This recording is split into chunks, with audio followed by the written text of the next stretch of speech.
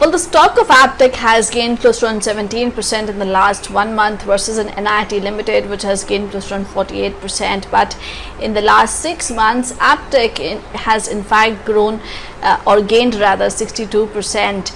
And to understand what is happening in the overall education tech business, which is the EdTech business, given that Byju's recently was valued at nearly around $16.5 billion and registered 9.5 crore students, ED now caught up with the management of Aptech Limited and spoke to Dr Anil Pant, who is the MD and CEO of Aptech Limited, to understand the trends in the EdTech business and the future outlook for the company.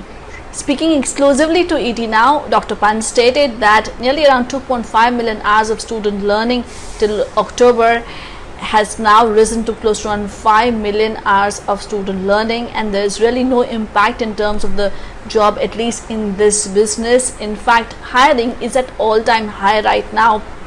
The media and entertainment space is the industry which is really desperate for talent, and most important part of learning is the pedagogy. A lot of things that offline players like Aptech have built over the last 30 years are still relevant, and he stated that there are a lot of several attributes which ensure employability, and he sees that in the future of learning would be a blend of the Phygital model, which is a combination of the physical world as well as the digital world in learning. He also mentioned that the business is now getting gradually closer to the pre-pandemic level. The average salaries have gone up from rupees 26,000 per month to nearly the average salary has gone from nearly around rupees 15 to 16,000 per month to close to around 26,000 per month. And he also stated that the most relevant for students is whether he is able to get a job himself, and also he believes that media and entertainment space is at the cusp of significant growth and expansion going ahead.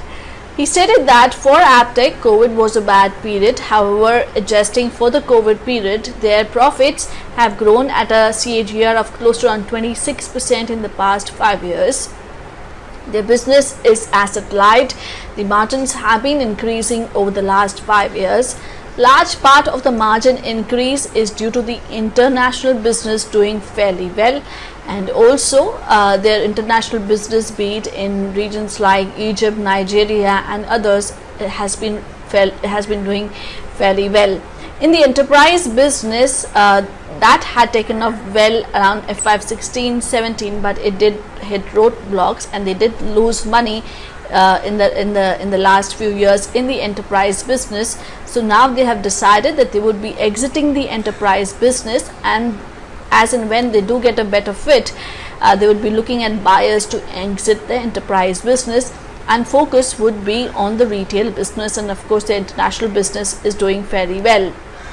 They'll be focusing on scalability as well in both retail as well as the enterprise business. He also stated that in terms of the competition, their closest competitor has been NIT Limited, and also NIT Limited has shifted focus to being a franchisee-led model now. He also stated that if you look at Aptech, EdTech platform is still in the initial stages. They have gone ahead and invested a lot in this platform, and this would be ready in July or August, and they would be investing in this platform. They are a zero debt company. They have cash of close to around 70 to 80 crore at any given point of time, and they do expect the cash flows to increase to close to around 100 odd crores, and they would continue to invest in the business. Thank you.